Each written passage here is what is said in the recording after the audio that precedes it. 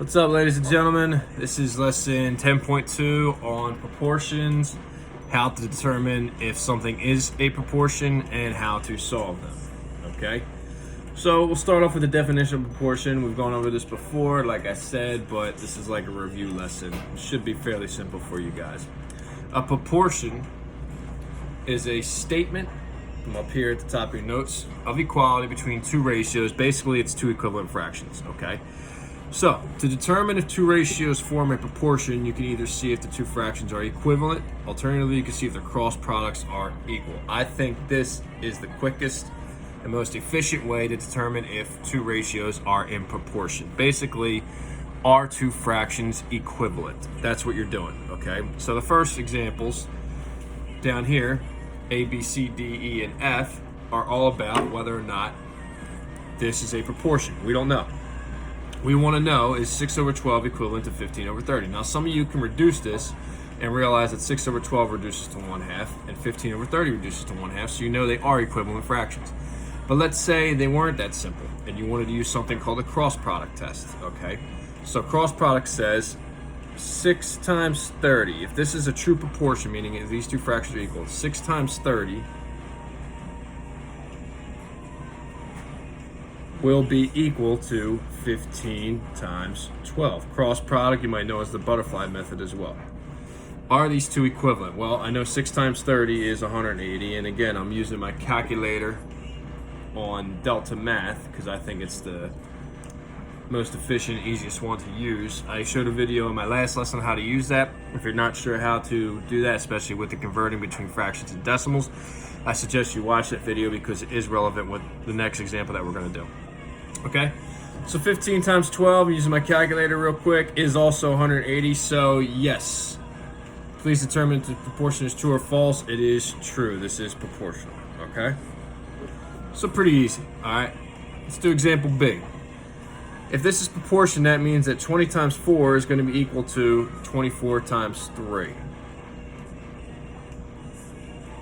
I don't know if this is true or not. We're going to test. Now, right off the bat, I know it's not, without even doing any calculations. I know that 20 times 4 is going to give me a last digit that's 0, right?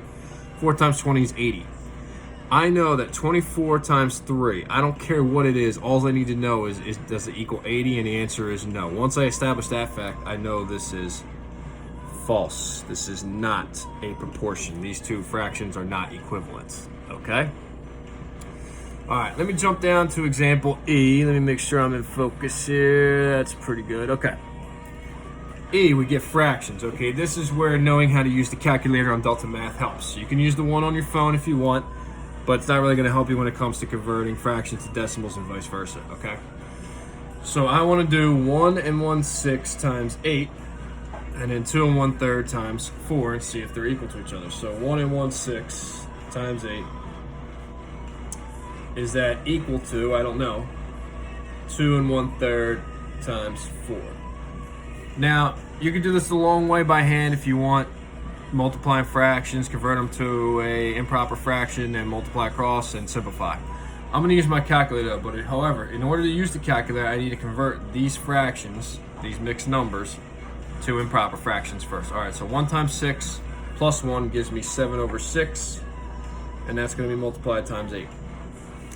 This one as an improper fraction, 2 times 3 plus 1 is 7 over 3, and that's going to be times 4, okay? So you're not able to see the screen that I have in front of me on my computer. I got my computer right next to this piece of paper on my desk. But what you're going to do is on your calculator, you're going to put 7, 6, just like that, in your calculator. You use parentheses and with a division symbol. So I'm going to put parentheses, 7 divided by 6, close parentheses, and then I'm going to multiply that by 8, and I get a solution of 9.333 repeating, or 9 1/3, right? Now, if I didn't know that, I can go back to my calculator, 9.33 repeating, hit functions, convert it to a fraction, and that would be 28 over 3, which is 9 1/3. Now, I know it's 9 1/3, but the calculator tells me it's 28 1/3 because it's going to give me the answer as an improper fraction. Fractions always give you the exact value. When you get a decimal answer on a calculator, it's going to round off. which means it's close but not exact. You want the exact answer, okay? Otherwise, it doesn't work. You need an exact solution, all right? So this over here is 9 1/3. I want to know, is this equal to, again, I'm going to do 7 over 3 times 4. I can use that on my calculator. So let me go to my calculator real quick. Go back. Parentheses, 7 divided by 3, close parentheses, and then I'm going to do times 4. Let's see what we get. Same exact answer. 9.33 repeating. If I hit function and then fraction, it gives me 28 over 3, which I know converts to 1/3. So this is true. In order for this to hold true, this has to be exactly the same. Even if it's off by a decimal point, okay, it's not going to be correct. It has to be exact values, okay? So that's how to determine if two ratios are in proportion. The bottom of the page is all about solving proportions. We know how to do this. If one number in a proportion is missing, you'll be asked to solve the proportion. Very simple method. You cross multiply and divide. It's actually cross multiply and solve, and you'll see why in a second, okay?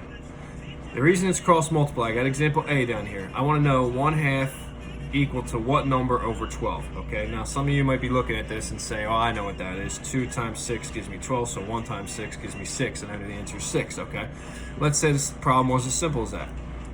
I'm going to cross multiply, and by definition, they're telling me these are proportion. By definition, it's saying that 1 times 12, which is 12, is equal to 2 times x. That's the definition of proportion. Cross products are equal. So the reason it's cross multiply and divide, because I cross multiply, set them equal to each other, and then to solve for x, I then divide.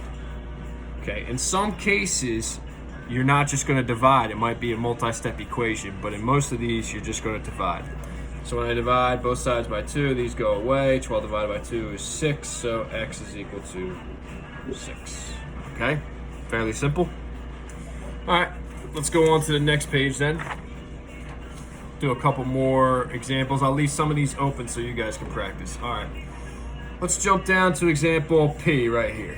Okay, P is a decimal, and like I said at the beginning of lesson 10.1, you can use a calculator. So I'm gonna do 0.06 times 0.4. This one you can actually do on your phone calculator, but I'm gonna just use one on Delta. 0.06 times 0.4 gives me an answer of 0.024, right? And then I got 0.3 times x is just 0.3x. Now if I want to solve, I'm going to divide both of these by 0.3. And this is where I'm definitely going to use my calculator because I don't want to go through all them decimals. So I'm going to do 0.024 divided by 0.3. Make sure you get the order right. And I get an answer of x is equal to 0.08. All right. So that's how you solve proportions. So you guys know how to do that. Example O, you have a fraction over here, but that's okay. You can use the calculator. You just got to convert this to an improper fraction instead of a mixed number before you do any multiplication. All right. So the last part of this lesson, like I'm going right through this, down here, word problems involving proportions, okay? So we know how to solve proportions. Now we have to set up the word problem. All right, I'm just going to read right from the notes. When solving a word problem with a proportion, just be sure to label your parts and set up the proportion up consistently. Also, be sure to realize the following, okay? These are important. When you're given pieces of information, many times you can combine this to get a total of the groups involved. Example, if you win and lose, let's say you're playing a game. If your win to loss ratio is 5-7, which means every 5 wins, you get 7 losses. You know that you play a total of 12 games. Okay, so how do I get that number? 5 plus 7. I get 5 wins, 7 losses, I get 12 games. So you can extrapolate that. Let's say you have an 82 game season, okay? So instead of the total being 12, it would be 82, and that's how you set up your proportion, okay? Let's get an example down here. Do a couple examples, and then I'm gonna let you guys practice on your own. Okay, example A. if the bag says that 2 pounds of fertilizer covers 50 square feet, how many pounds are needed to cover 225 square feet? Okay, so you're comparing two different things here, okay? Every ratio compares two different things. Every rate, I should say, compares two different things. Remember the difference between ratio and rate?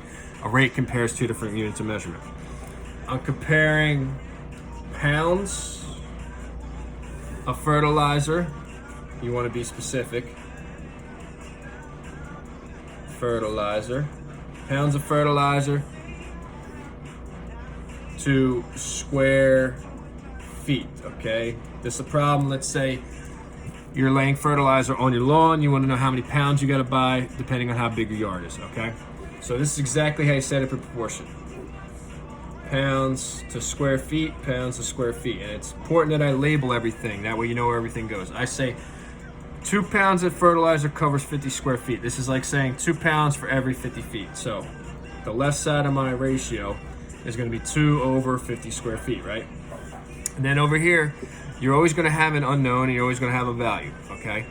It's asking how many pounds are needed to cover 225 square feet. So they're giving that you have 225 square feet of lawn. They want to know how many pounds, so that's going to be your X. So that's how you would set up this proportion. You label your units so you know where the missing part is, okay? So we cross multiply and divide. 2 times 225, let me just do some mental math, is actually 450. And then 50 times X is 50X. I divide both sides by 50 and I get X is equal to 9, and we always label what we're talking about. We were trying to find how many pounds. So X is equal to 9 pounds of fertilizer. Anytime you do a word problem, you are labeling what you are talking about. 9 pounds of fertilizer. Okay? Let's go to the last page. I'll do one more example and then you guys are going to be practicing on your own. All right. This one, a map. You see this most commonly. Well, people actually look at maps now. Everybody uses GPS, but back in the day, people actually used to use these things called maps, okay? Maps will tell you how far a location was. Now, maps aren't drawn to scale. Scale is something like this. This is a map, indicates that 1 inch equals 75 miles.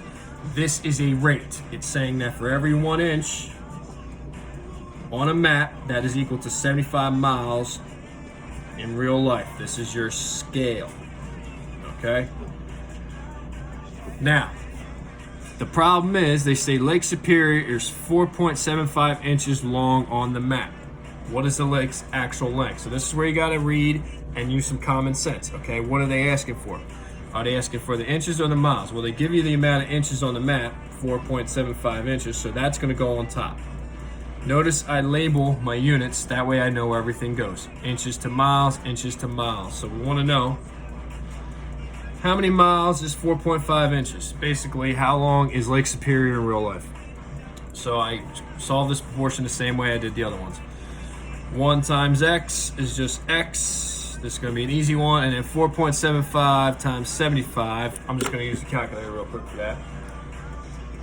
4.75 times 75 is equal to 356.25 miles. We always label what we're talking about. So in real life, Lake Superior is equal to 356.25 mile if it is represented by 4.75 inches on a map. All right. So there's a bunch of other examples at the bottom of this page, D through F. All right, I want you guys to give this a try. Well, you know what? I'll do example F because we've done a problem like this. I just want to make sure. And then the rest of these you're going to do on your own. All right, F. A piece of wood is cut so that the ratio of the longer piece to the shorter piece is 5 to 2. That's important to recognize, okay? I have a ratio of 5 to 2. So I'm going to make a note of that. My scale is 5 over 2. We know 5 is the longer piece, obviously, because 5 is longer than 2. Okay, so my ratio is 5 to 2. Part 1, if the longer piece is 15 meters, how long is the shorter piece, okay? So we use our scale, 5 over 2, and they're giving us that the longer piece is 15 meters. So we know the longer piece has to be on top because that's our ratio. We want to know how many meters, X amount of meters, is the shorter piece. Well, we cross multiply and divide. 15 times 2 is 30 is equal to 5x. So I know x is equal to 6 meters. So this is saying if given that ratio 5 to 2, if the longer piece is 15 meters, how long is the shorter piece? Well, it's 6 meters. Now, in a problem like this, you might be able to see it. Equivalent fractions, you know that 5 times 3 gives you 15, so 2 times 3 would give you 6. You can also do that as well if you can see it.